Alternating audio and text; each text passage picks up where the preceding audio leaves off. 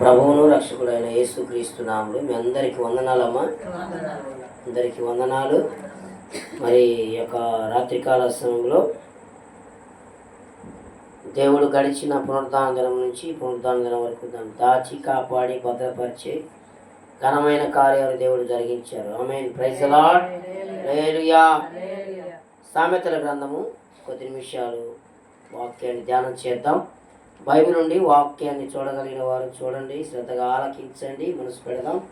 సామెతల గ్రంథము 10వ అధ్యాయం 24వ వచనాన్ని చదువుకుందాం.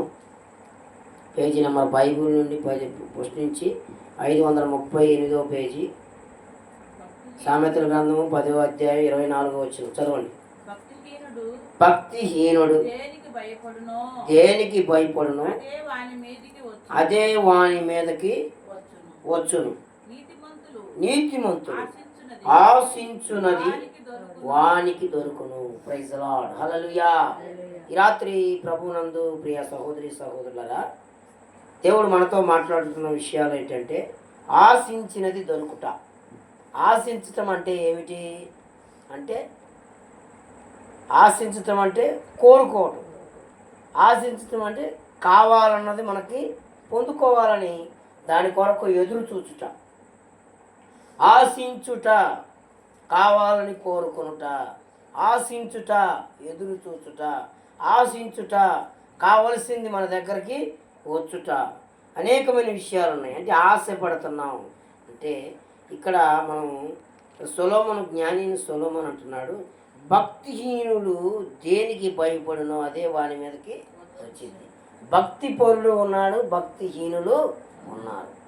భక్తి ఉంది కానీ తక్కువ స్థాయిలో ఉంది. సత్యం ఉంది, సర్వసత్యము ఉన్నది. చాలామంది ఏమైనా ఆలోచన చేస్తారంటే మేము భక్తి పరులమే కదా అనుకుంటా ఉంటారు. కానీ వారిలో ఏమి తక్కువైంది అంటే ప్రభునందు ప్రియులరా భక్తి లోపించింది. భక్తి లోపించుటకు గల కారణాలు అనేకమైనవి ఉంటాయి. భక్తి లోపించుట అంటే దేవునితో సహవాసం తగ్గిపోవటం. భక్తి లోపించటం అంటే దేవుని సన్నిధిని విడచి మరచి వెళ్ళిపోవటం. భక్తి లోపించుట అంటే దేవునికి ప్రార్థన చేయకపోవటం, ఆగిపోవటం.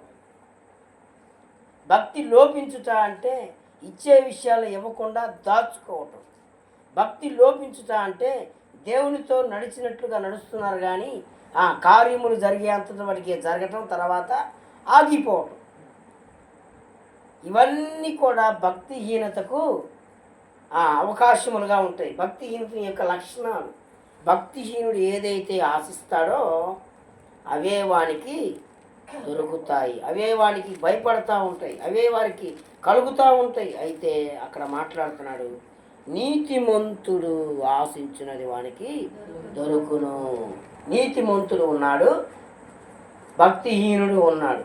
మనం ఏ స్థాయిలో ఉన్నాము? భక్తి ఎదగాలే కానీ తరిగిపోకూడదు. యోబు భయభక్తులు కలిగి జీవించాడు. అబ్రహాము భయభక్తులు కలిగి జీవించాడు.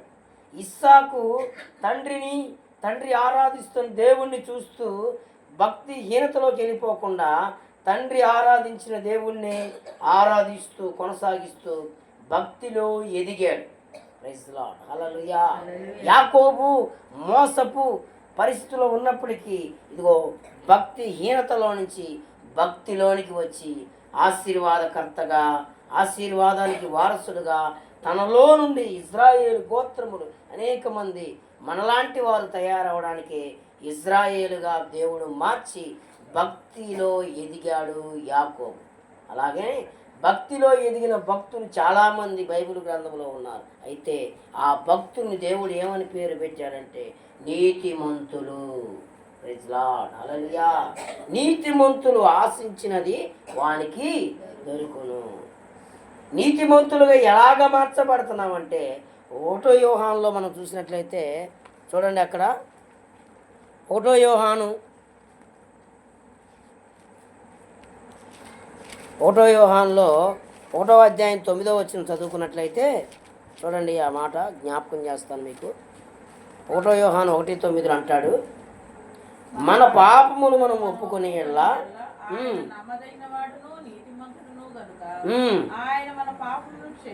సమస్త దుర్నీతి నుంచి మనల్ని పవిత్రులుగా. ఆమేన్. ఎవరైతే పాపములు ఒప్పుకోవాలి, ఇదిగో సులువుగా చిక్కులు పెట్టు పాపమని, ఇదిగో ప్రభునందు ప్రియులరా, ఎబ్రీయులకు రాసిన పత్రిక 12 మొదటి వచనం అంటాడు కదా, సులువుగా చిక్కులు పెట్టిన పాపము ఏదో అనుకుంటారు, కానీ సులువుగా చిక్కులు పెట్టే పాపం ఏదైనా ఉందంటే దాని పేరు అవిశ్వాసం. ఇది అవిశ్వాసం. ఆత్మీయతను పోగొట్టేది ఆత్మీయతలో దిగజారిపోవటానికి, భక్తిలో దిగజారిపోవటానికి, ప్రార్థనలో దిగజారిపోవటానికి, సన్నిధికి రాకుండా ఆటంకపరిచేది, ఇదిగో దేవుని కార్యాలు పొందుకోకుండా చేసేది. నీతిమంతులుగా ఉండవలసిన నీవు, భక్తిలో ఎదగవలసిన నీవు, ఆరాధనకు యోగ్యుడిగా, ఇదిగో ఆరాధన నుంచి ఆరాధించే వ్యక్తిగా ఉన్న నీవు దిగజారిపోవడానికి కారణం ఏంటంటే నీలో వచ్చే పనిచేసే ఆ క్రియ ఏంటంటే అవిశ్వాసం అంట. అవిశ్వాసం అదే పాపం, అదే లోపం. ఇక్కడ భక్తుడు అంటున్నాడు, యోహాను భక్తుడు, మన పాపములు మనము ఒప్పుకొని నీడలా. పాపాలు ఒప్పుకోవాలి. నేనేం పాపం చేశానండి అంటే, ఏ పాపం? ఆజ్ఞాతిక్రమే పాపం, పాపం వల్ల వచ్చే జీతం మరణం, మరణం వల్ల వచ్చే జీతం నరకం అని బైబిల్ సెలవిస్తూ ఉంది. మన పాపము మనం ఒప్పుకునేలా ఆయన నమ్మదగిన దేవుడు. ఆమేన్. ఆయన నమ్మదగిన దేవుడు కనుక మన పాపములను ఆయన సమస్త దుర్నీతి నుంచి మనల్ని పవిత్రులుగా చేయు. మన పాపములను ఆయన క్షమిస్తాడు. అవిధేయత, అతిక్రమము, లోపము, చూపు ద్వారా, ఆలోచన ద్వారా, నడక ద్వారా. అందుకే ప్రభువైన యేసుక్రీస్తు 2000 సంవత్సరాల క్రితము నీ కొరకు నా కొరకు ఆయన కలువరి శిలువలో ఏం చేశాడండి? మరణించాడు. చెడ్డ ఆలోచనలు చేసిన తలంపుల నిమిత్తమై ఆయన తలలో ఏం గుచ్చబడింది? ముళ్ళ కిరీటం. ఎందుకయ్యా తలకి ముళ్ళ కిరీటం ధరించారు అంటే, మనము చేసిన ఆ యొక్క చెడ్డ తలంపులు, దుష్ట తలంపులు, భ్రష్ట తలంపులు, అంధకార తలంపులు, చెడు తలంపులు, తల ఆలోచన చేసిన పాపం నిమిత్తమైన తలలో ముళ్ళ కిరీటం. మనం చేసిన ప్రతి అవిధేయతలు, అతిక్రమం, నోటి ద్వారా, మాట ద్వారా చేసిన పాపం నిమిత్తమై చేదు చిరకను ఆయనకి అందించారు దాహమైనప్పుడు. ఇదిగో నీ కొరకు నా కొరకు ప్రభువైన యేసుక్రీస్తు చేతుల ద్వారా చేసిన పాపం నిమిత్తం చేతుల్లో గాయాలు, ముళ్ళు, మేకులు కొట్టారు. నడక ద్వారా చేసిన పాపం నిమిత్తమై ఆయన ఆ యొక్క మేకు కొట్టబడి ఉన్నది. ఇదిగో హృదయ తలంపుల ద్వారా చేసిన పాపముల ద్వారా పక్కన బల్లెపు పోటు, స్వరూపమైనను సొగసైనను లేదు. ఆయన నీ కొరకు శ్రమలు పొందాడు. ప్రభునందు ప్రియులరా, నీ కొరకు నా కొరకు ఆయన రక్తం కార్చాడు. చివరి బొట్టు రక్తం వరకు ఆయన కార్చాడు. దేనికంటే ఆయన నిన్ను, ఇదిగో సెలవులో పలికిన మాట, మొదటి మాట ఏంటి? తండ్రి మీరేమి చేయించున్నారు వీరిని. ఆమె అక్కడ ఇది కూడా అదే అంటున్నాడు యోహాను భక్తుడు. మన పాపములను ఆయన క్షమించి మనల్ని సమస్త దుర్నీతి, ఒక్క నీతి కాదు, ఒక పాపము కాదు, ఒక ఆలోచన కాదు, సమస్తమును ఆయన, ఇదిగో ఆయన రక్తము చేత మనల్ని ఏం చేశాడు? పవిత్రులుగా చేశాడు. అయ్యా అతిక్రమను దాచిపెట్టివాడు వర్ధనుడు, విడిచిపెట్టినవాడు కనికరమును పొందుతాడు. కనుక ప్రభునందు ప్రియులారా, ఇక్కడ అంటున్నాడు కదా, మనము నీతిమంతులు ఆశించినది దొరుకును. అయ్యా నేను నీతిగా జీవించాలి ప్రభువా, నా కొరకు ప్రాణం పెట్టావు, మరణమును జయించావు, సాతాన్ని, లోకాన్ని, పాపాన్ని జయించావు ప్రభువా. నీతిగా నేను జీవించి నేను ఆశించిందల్లా నాకు జరగాలయ్యా అని మనం ప్రార్థన చేయాలి. దేవునికి స్తోత్రం కలుగును గాక.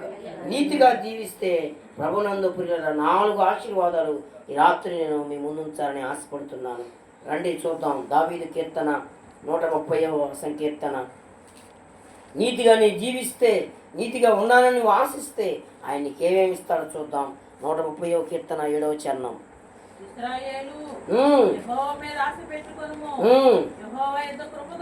అదుగో దేవునికి స్తోత్రం కలుగుగాక. ఇశ్రాయేలు యెహోవా మీద ఆశ పెట్టుకో. ఎందుకంట? యెహోవా యొద్ద ఏం దొరికిద్ది? కృప దొరికిద్ది. Praise the lord. హల్లెలూయా. సంపూర్ణ విమోచన. దేవుడు ఏమంటున్నాడు? కృప దొరికిద్దంట.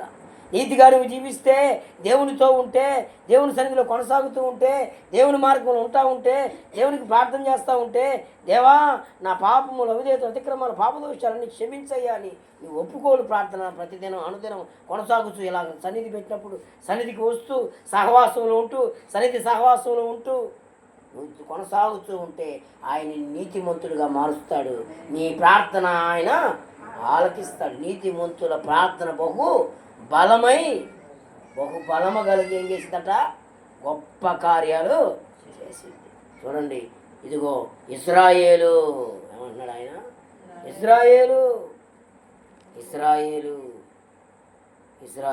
యెహోవా మీద ఆశ పెట్టుకో. ఇశ్రాయేలు అంటే నీవు నేనే, ఎవరో కాదు. దేవుని నమ్మిన మనమందరం కూడా దేవుని ప్రజలం, దేవుని కుమారులం, దేవుని కుమార్తెలు. భూమి మీద యెహోవాగా కలిగిన జనులు ధన్యులు. వారు ఎంతో శ్రేష్ఠులు, వారెంతో నాకు ఇష్టలు.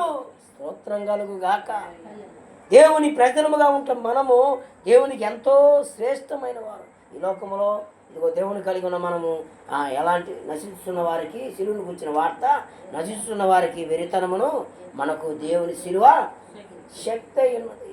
మనము లోకంలో ఉన్న వారికి మనం వెర్రివాడిగా మనం ఉన్నప్పటికీ దేవుని శక్తి మనకి ఉన్నది. నీలో లోకంలో ఉన్నవారికంటే నీలో ఉన్నవాడు గొప్పవాడు. దేవునికి స్తోత్రం కలుగును గాక. ఇదిగో నీవు దేవుని మీద ఆశ పెట్టుకో. దేవుని దగ్గర ఏం దొరికిందంట, కృప దొరికింది. ఆరోగ్యం అనే కృప కలుగును గాక. ఆరోగ్యం అనే కృప, ఆశీర్వాదం అనే కృప, కావలసిన సమస్తము దేవుని దగ్గర ఉన్నది. దేవుని ప్రేమించే వారికి అనగా ఆయన సంకల్పం చొప్పున పిలువబడిన వారందరికీ సమస్తమును ఆయన సమకూరుస్తాడు. ప్రైజ్ లార్డ్, హల్లెలూయా. మొదటిగా ప్రభునందు ప్రియుల కృప దొరికింది.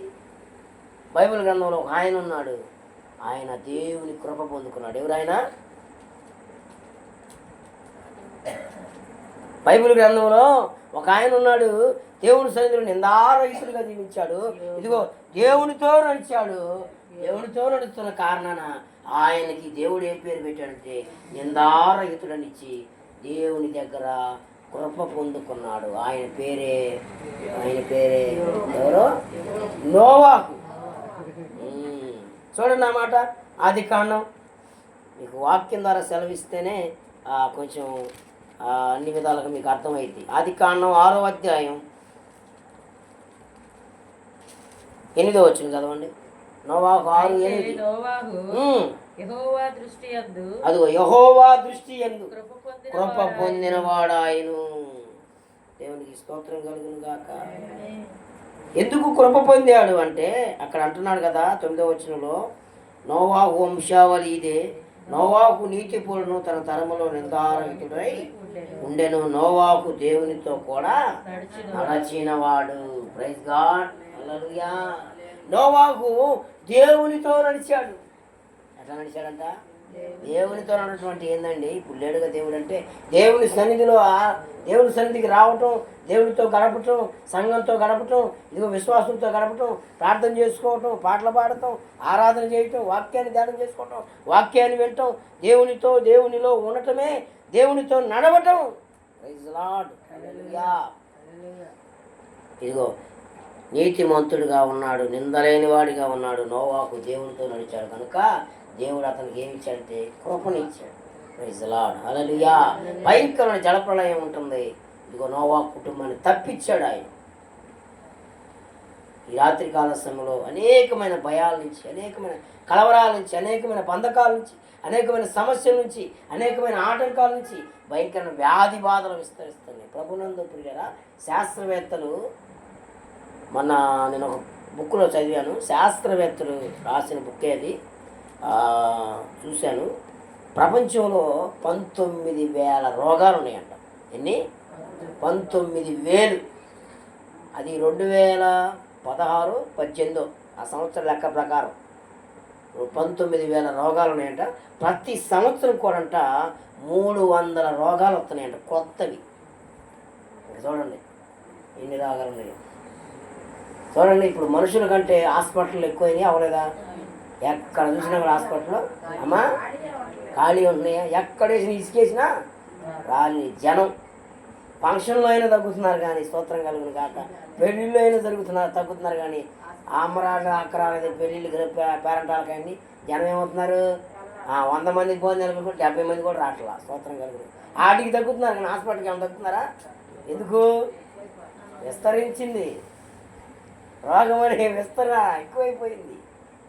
అతిక్రమము విస్తరించింది కనుక 19,000 రోగాలు ప్రపంచంలో ఉన్నాయంట. కొత్తగా ప్రతి సంవత్సరం 300 రోగాలు వస్తున్నాయంట. కనుక జాగ్రత్తగా దేవుడు ఆయుష్ను ఆరోగ్యం ఇచ్చాడు కనుక ఆ యొక్క దేవుని రెక్కల నీడల మనం దాచబడి ఉన్నాం కనుకనే నిన్ను నన్ను ఆయన ఈ రాత్రి ఎంతోమంది లేరా హాస్పిటల్ అనేకమైన వ్యాధి బాధలు చేత, కానీ ఆయన నిత్య సంకల్పం, ఆయన రెక్కల చందున మనం దాచబడి ఉన్నాం కనుకనే ఇదిగో నీవు ప్రేమించిన గొర్రెలన్నిటినీ ఎల్లప్పుడూ నీవు విడువక, నన్ను నీవు విడువాని దేవా, నన్ను నీవు మరువాని దేవా, నీవే నా మంచి కాపరివి, నీవే నా మంచి కాపరివి. ఓ ప్రభువా, ఓ ప్రభువా. చూడండి, నీవు ప్రేమించిన గొర్రెలు. ఆమేన్. పిలవబడిన వారు అనేకులు, ఏర్పరచబడిన వారు కొందరే. ఆ కొందరిలో ఈ రాత్రి మనము కొద్ది మందిగా కూర్చున్నాం. దేవుడు మన అందరికీ ఆయన నిత్యమైన కృప, శాశ్వతమైన కృప మన కుటుంబాలకు, మన ఆధ్యాత్మిక జీవితాలకు కృప కలుగునుగాక. చెప్పడానికి దేవుని కలుగుతాం. కృప కలుగునుగాక. ఆరోగ్యం అనే కృప కలుగునుగాక. ఆయుష్ అనే కృప కలుగునుగాక. ఆశీర్వాదం అనే కృప కలుగునుగాక. నోవాకు కాపుదల ఇచ్చిన మన కుటుంబాలకు కాపుదల కలుగునుగాక. మారా అనుభవాలను కొట్టివేయబడునుగాక. మన జీవితాల దేవుడు కృపను అనుగ్రహిస్తాడు. రెండవదిగా అక్కడే 130వ కీర్తనలోనే చదవమ్మ, 7వ చరణంలోనే ఏమిస్తాడో చూద్దాం. అక్కడ యెహోవా మీద ఆశ పెట్టుకో, యెహోవా యొద్ద కృప దొరుకును, ఆయన యొద్ద సంపూర్ణ విమోచన. విమోచన అంటే విడుదల. Praise Lord. విమోచన, విడుదల, విడుదల, విడుదల, విడుదల, సంపూర్ణమైన విడుదల. మనుషుల దగ్గర కొంత విడుదలే ఉంటుంది, వైద్యుల దగ్గర కొంత విడుదలనే ఉంటుంది. ఇదిగో మనుషులు చేసే ఆ యొక్క ప్రయోజనకరం శాశ్వతమైనది కాదు, కానీ దేవుడిచ్చే విడుదల ఎంతో శాశ్వతమైనది. సంపూర్ణమైన విడుదల దొరికింది నీకు. ఏ కట్ల చేత బంధించబడి ఉన్నావు ప్రభునందు ప్రియులారా? ఏ కట్ల చేత, ఏ సమస్యల చేత, ఏ అనారోగ్య కట్ల చేత, ఏ ఇబ్బందుల చేత, ఏ ఇరుకుల చేత, ఏ చెప్పుకోలేని సమస్యల చేత ఈ రాత్రి నువ్వు కట్టబడి ఉన్నావో, ఇదిగో యేసయ్య కట్టబడిన గాడిదని ఏమన్నాడు ఆయన? నా కొరకు విప్పుకొని తీసుకురండి, దాని కట్లు విప్పబడి ఉన్నాయి. చెప్పండి కొట్టి దేవుని ఈ రాత్రి ఏ కట్లు అయితే ఉన్నాయో సంపూర్ణమైన విడుదల ఈ రాత్రి మనకు దేవుడు ఇవ్వబోతున్నాడు. దేవుడి దగ్గర ఏమన్నట? విడుదల, విడుదల, విడుదల, విడుదల. అయ్యా, వీటి కొరకు నేను విడుదల పొందలేకపోతున్నా. చాలామంది తాగుడనే కట్ల చేత బంధించబడి పాస్టర్ గారిని మానేయాలనుకుంటున్నాను, కానీ ఏం చేస్తుందంట? అది పీకుతుంది. స్తోత్రం. పీకుతుందండి. ఏమవుతుందంట? పీకుతుందంట. తాగాలండి, తాకపోతే నరాలు పనిచేయట్లా. అవునా? ఎంతోమంది తాగుడనే బంధకాలు, కట్లు, ఎంతోమంది ఆచార కట్టుబాట్లనే కట్లు, చెట్టుకు పుట్టకు పూజిస్తూ అనేక రకాలుగా భయంకరమైన బంధకాల కట్ల చేత బంధించబడుతున్నాడు. యేసయ్య ఎందుకు వచ్చాడు తెలుసా? యేసయ్య ఎందుకు వచ్చాడు తెలుసా? ఆయన పడిపోయిన వారిని లేపటానికి. ఇదిగో కట్ల చేత బంధించబడిన వారిని ప్రభునందు ప్రియుడు ఆయన విడిపించటానికి. దేవునికి స్తోత్రం కలుగును గాక. Praise the Lord. సంపూర్ణమైన విమోచన నీకు దొరుకును.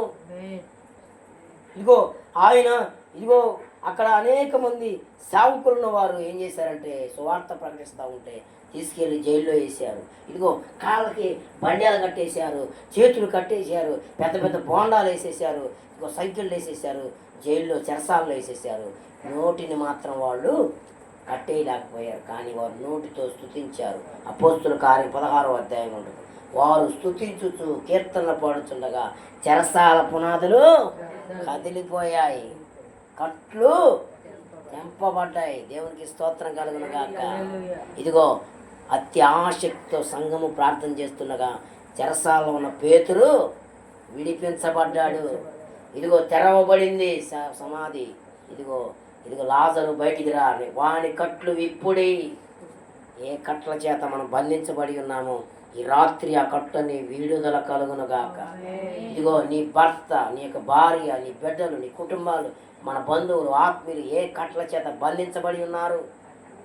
నేత్రాశ, జీవపుటంబం, లోకాశ, లోకములోని ఆలోచన, లోక తలంపులు, లోకంలోని ఆశీర్వాదాలు, దీవెనలు అన్నీ ఇదిగో వ్యర్థము వ్యర్థము వ్యర్థము అని ప్రసంగి భక్తుడు సొలొమోను మాట్లాడుతున్న సూర్యుని కింద అంతా దొరికినంతకి కూడా వ్యర్థము అని మాట్లాడుతున్నాడు. కానీ లోకంలో నేత్రాశ, జీవపుటము, శరీర కార్యాల కొరకు, సంపాదన కొరకు వ్యర్థమై విడిచిపెట్టే వాటి కొరకు ఏ కట్ల చేత బంధించబడి దేవుని విడిచి మరచి ఇదిగో కొనసాగుతూ ఉండకుండా తగ్గిపోయి భక్తి హీనతలోకి తగ్గిపోయిన వారి కట్లు వెప్పబడి దేవుని సందికి వచ్చుదురుగాక. Praise the lord. హల్లెలూయా. మూడవది చూద్దాం. 107:9 వచనం. 107:9 కీర్తనలు 107:9. బైబిల్ ఫస్ట్ నుంచి 510వ పేజీ. ఏలయనగా ఆశగల ప్రాణం ఆయన తృప్తిపరుచున్నాడు, ఆకలగును వారి ప్రాణమును మేలుతో. ఆమేన్. హల్లెలూయా. ప్రభునందు ప్రియులరా, దేవుని దగ్గర ఆశించి నీకు దొరుకుతాయి. కృప కొరకు ఆశిస్తున్నావా? నిన్ను నీతిమంతుడిగా చేసి నీ కృపను అనుగ్రహిస్తాడు. రెండవది సంపూర్ణ విడుదలిస్తాడు. మూడవదిగా ఆశపడిన ప్రాణాన్ని అయినా తృప్తిపరుస్తాడు. ఏ ఆశపడుతున్నావు? అయ్యా నా కుమారుడు బాగా మంచి ఉద్యోగం ఉండాలయ్యా, అయ్యా నా బిడ్డలు మంచి ఆరోగ్యవంతులుగా ఉండాలయ్యా, అయ్యా నా భర్త దేవుని సందికి రావాలయ్యా, నా భార్య దేవుని సందికి రావాలయ్యా, మా కుటుంబం అంతా దేవుని సందిలో ఉండాలయ్యా, అయ్యా మా కుటుంబానికి రక్షణ కావాలయ్యా, మా కుటుంబానికి ఇల్లు లేదయ్యా ఇల్లు కావాలయ్యా, స్థలం లేదయ్యా స్థలం కావాలయ్యా, నాకు మంచి ఆరోగ్యాలు కావాలయ్యా. ఈ లోకములో ఉన్న వాటి కొరకు ఏదైతే ఆశపడుతున్నావో ఇదిగో ఇహమందును పరమందును ఇవ్వవలసిన దేవుడు ఆయనే పరిశుద్ధాత్మ దేవుడు. ఆశగల ప్రాణమును ఆయన తృప్తిపరిచే దేవుడు. స్తోత్రం కలుగును గాక. ఏదైతే ఆశపడి ఇంతవరకు కొంత సమయం మనం ఇదిగో విజ్ఞాపన చేసి కన్నీటి గార్చి ఆయన పాదాలు తడిపామో ఆ ఆశపడినంతటిని కూడా ఆయన ప్రాణములకు ఆయన తృప్తిపరిచే దేవుడు. ఆమేన్. హల్లెలూయా. ఆయన తృప్తిపరిచే దేవుడు. ఇంకా అంటున్నాడు అక్కడ, ఇదిగో ఆకలి కొనిన వారి ప్రాణమును మేలుతో తృప్తిపరుస్తాడు. మేలు చేత తృప్తిపరుస్తాడు, మేలులతో నింపుతాడు. ఎన్నో ఎన్నో మేలులు చేశావయ్యా, నిన్నే స్తుతింతు యేసయ్యా. ఎన్నో ఎన్నో మేలులు చేశావయ్యా, నిన్నే స్తుతింతును యేసయ్యా. మేలు చేయక నీవు ఉండలేవయ్యా, ఆరాధించక నేను ఉండలేనయ్యా. మేలు చేయక నీవు ఉండలేవయ్యా, ఆరాధించక నేను ఉండలేనయ్యా. యేసయ్యా యేసయ్యా యేసయ్యా యేసయ్యా. చూడండి ప్రభునందు భక్తులు ఏ రీతిగా ప్రార్థనలు. అందుకే దావీదు, అయ్యా నువ్వు చేసిన ఉపకారాలు నేనేమి చెల్లించేదను? రక్షణ పాత్ర చేతపుచ్చుకొని యెహోవా నామమున ప్రార్థన చేసిన ప్రజలందరూ ఎదుట కృతజ్ఞతాస్తుతులు చెల్లించేదను. ఇదిగో దావీదు తెలుసుకున్నాడు, ఇదిగో దేవుని దగ్గర సంపూర్ణమైన కృప దొరికిద్ది, ఇదిగో దేవుని దగ్గర సంపూర్ణమైన విడుదల దొరికిద్ది. ఇదిగో నా ఆశగా నా ప్రాణాన్ని ఆయన తృప్తిపరుస్తాడు. ఆకలి కొనిన వేళలో ఆయన ఆకలి తీర్చే దేవుడు. మేలుతో నా హృదయమును, నా కుటుంబమును, నా జీవితమును తృప్తిపరిచే దేవుడు. ఏం కావాలో నిర్ణయ కాలంలో ఆయన ఇచ్చే దేవుడు. ఆయన నిర్ణయ కాలంలో చాలామంది అంటారు, పాస్టర్ గారు నేను ఆళ్ళ తరబడి దేవుని మందిరానికి వస్తున్నాను, నేను అనుకున్నవి ఆలస్యం అవుతున్నాయి.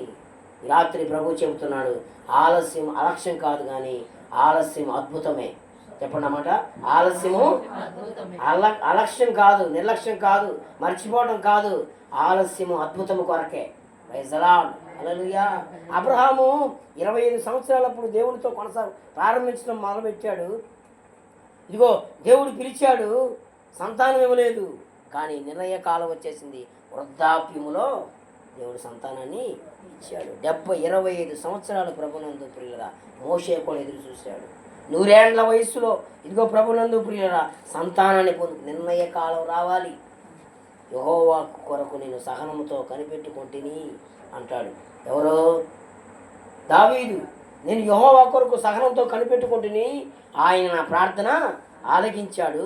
జిగటకర దొంగ ఊపిలో నుండి, నాశనకరమైన గుంటలో నుండి నా అడుగులు నన్ను పైకి లేవనెత్తాడు.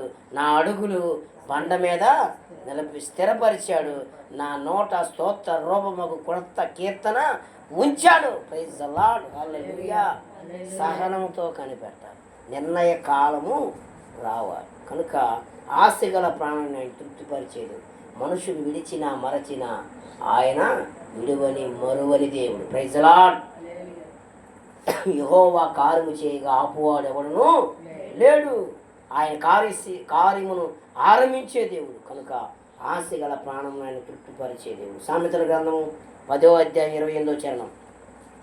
త్వరగా సామెతల గ్రంథం 10:28.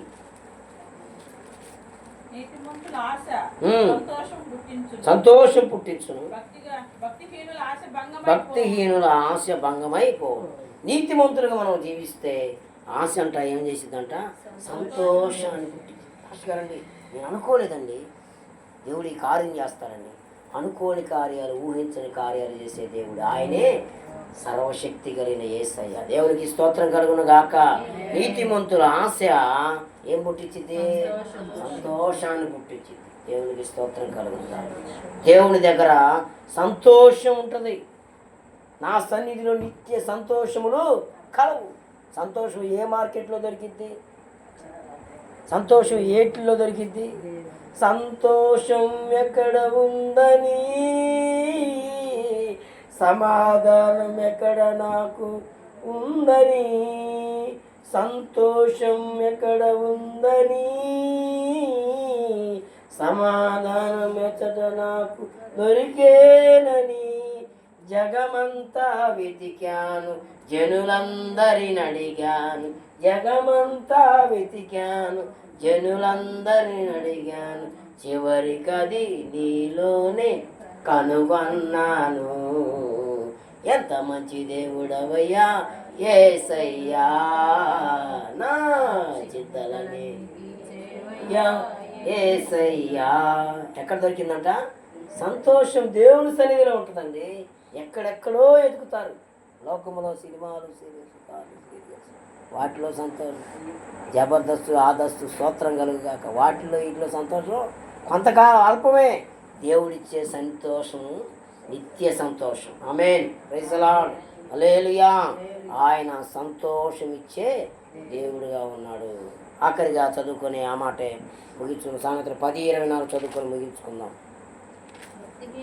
భక్తిహీనుడు దేది ఆశించునో వానికి అదే దొరుకును, నీతిమంతుడు ఆశించినది వానికి దొరుకును. దేవుడు ప్రభునందు ప్రియుల భక్తిహీనత మనం కలిగి ఉండకుండా భక్తిలో ఎదుగుదాం, కొనసాగుదాం. మొదటిగా చెప్పండి, నీతిమంతుడు ఆశించింది దొరుకును. మొదటిగా ఏం దొరికిద్ది? కృప దొరికిద్ది. రెండవదిగా సంపూర్ణమైన విడుదల. మూడవది తృప్తి, అంటే పోషించబడటం, ప్రాణానికి తృప్తి. నాలుగవది సంతోషం. దేవునికి స్తోత్రం కలుగును గాక. దేవుడు అట్టి కృప మన జీవితాల్లో అనుగ్రహించును గాక.